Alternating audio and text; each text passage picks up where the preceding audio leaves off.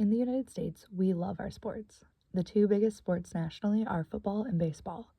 Sports have such a large influence on our media and social practices that it influences heavily many aspects from how we raise our children or to what our social norms are.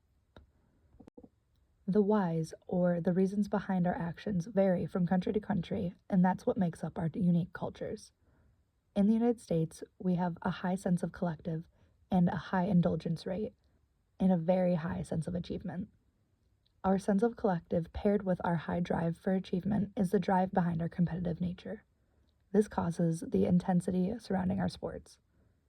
Also, our high indulgence as a whole plays a large role into our drinking culture.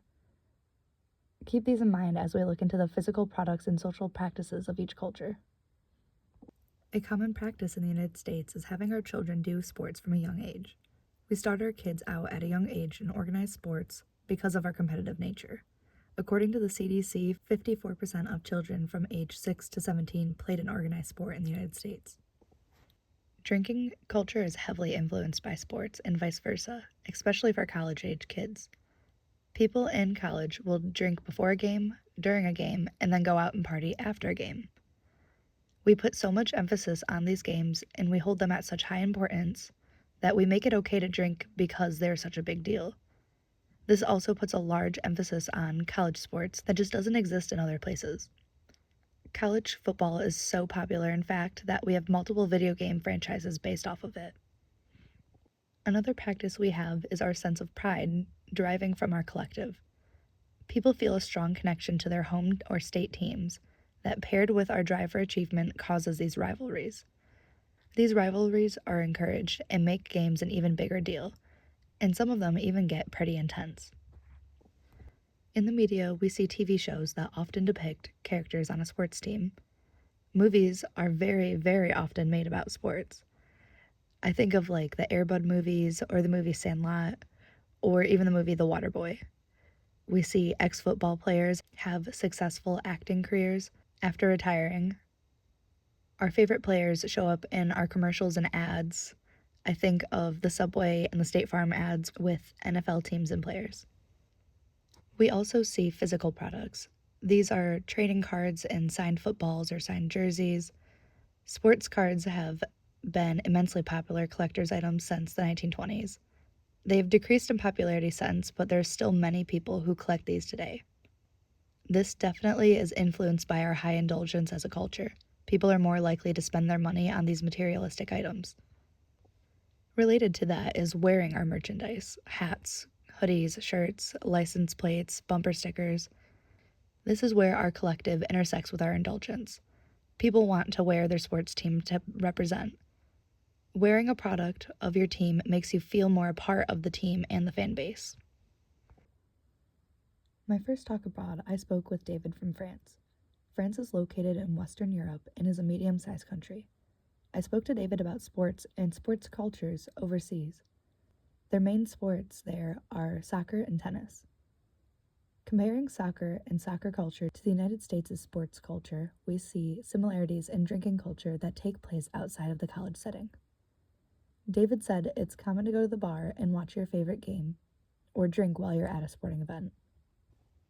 But this is not really associated with college and college sports. College sports is not very big in France. It is more common for universities to not have sports or sports teams at all. This may have to do with France's high power distance, only placing importance onto teams higher up in the ranks. The focus is on the major leagues, called Ligue 1 for soccer. This is comparable to the NFL, but the most popular league in France is the team that competes in the FIFA World Cup. The World Cup is comparable to the Super Bowl in the sense that it is highly celebrated and people throw large parties. People collect physical items such as signed jerseys and signed balls from their favorite teams or players. It does not seem to be at the same intensity as some fanatics in the United States, though, and everyone represents their favorite team, usually the FIFA France team, by wearing t-shirts and hoodies. In France, it is also common for families to have their children do sports starting at a young age. These sports commonly take place outside of the school setting, as elementary and secondary schools do not have sports. According to an article by Issue, if a student in France wants to focus on sports, they can attend a sports étude that allows them to study half a day and do sports on the other half. Looking at the cultural perspectives behind France's sports culture, they have a high power distance and a low motivation for achievement and success. So France is only placing importance on teams with high prestige instead of secondary school or high school sports teams. And children are less likely to be driven to be competitive in a sport. And although France is lower on the indulgence scale, it seems that they have their fair share of indulgence in relation to sports. For my second talk abroad, I spoke to Sylvain from Togo. Togo is a smaller country in Western Africa that has deep roots in its tribal culture. Togo was a colony of France from 1916 to 1960. The influence that French has had on the culture is very interesting. Sylvain describes how soccer and cycling are their two biggest sports. We are able to see right away a huge cultural difference in this country.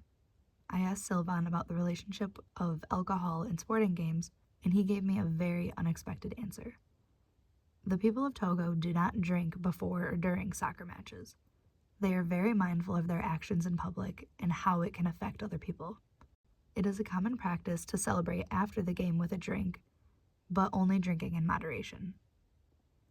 Organized sports for the youth is also very uncommon. Children will hold matches within their own friend groups or neighborhoods, but the school systems do not organize sports teams or clubs.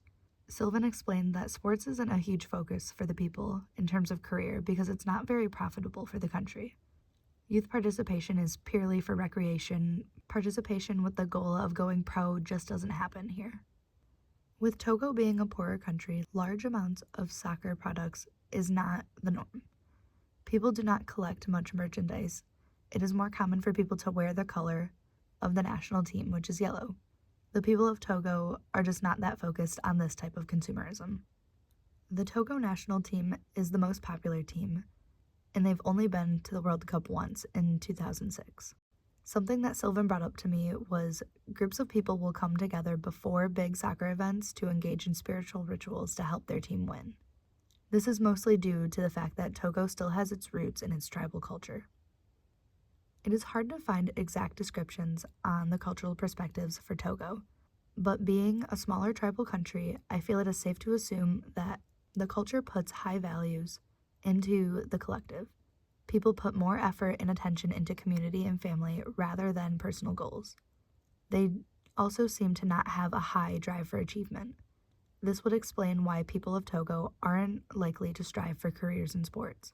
And finally, the culture seems to sway towards resistance rather than indulgence, which explains why people are careful and cautious when drinking in public. These numbers here were estimated by ChatGPT to give me a comparison to the other countries. My last talk abroad partner was from Quebec, Canada, and his name was Donovan.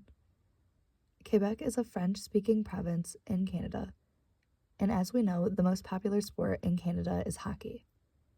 Donovan described how in Canada, hockey is their everything. Children are raised from a young age to watch and be enveloped in the world of hockey. Most children will play the sport for a time in their life or at least learn how to skate. But again in Canada, we see that the focus is not on college sports. Instead, it is on the league called juniors, which is a similar age range of boys ages 15 to 20. College sports are for people who are not good enough to make juniors, so it is often ignored by the masses. The bar culture is very similar to ours. People go out to bars before and after games and drink heavily at games.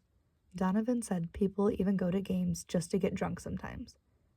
The bars play into hockey culture by hosting hockey nights, where if the home team scores a certain amount, people will get free drinks or shots or appetizers, etc. Team Canada plays in the International Hockey World Cup, which is immensely popular, and other than that, the popular Quebec team is the Montreal Canadiens. Donovan said if you don't like them, then you're weird. The rivalry with the Toronto Maple Leafs and the Boston Bruins is electric and makes for great games. Quebecois also love showing off their Canadian and Montreal pride by wearing jerseys, hoodies, and hats. People love to collect signed jerseys and pucks, and back in the 90s and 2000s, hockey trading cards were insanely popular. Nowadays, people still collect signed cards or even rare cards, but the craze has died down. Hockey players seem to have a similar prestige as they do here in America. Players are often seen as celebrities and frequently appear on talk shows or commercials and ads.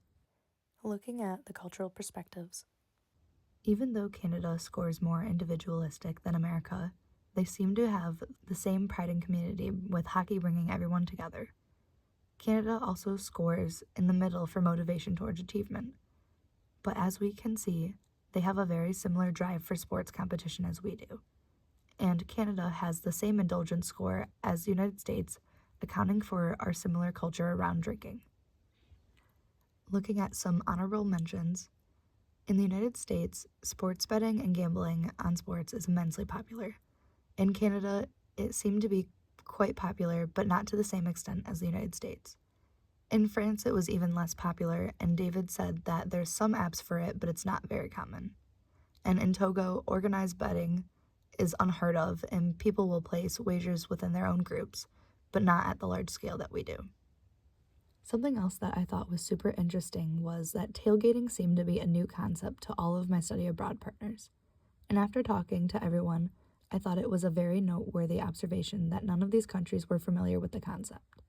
And my last thing is, every one of my partners I've talked to had done a martial art growing up. This experience made me realize how global mixed martial arts truly is. I brought this up to Donovan from Canada, and we came up with the conclusion that MMA isn't strictly popular amongst French-speaking cultures, but instead is such a widespread and universal sport that it has made its way into many cultures.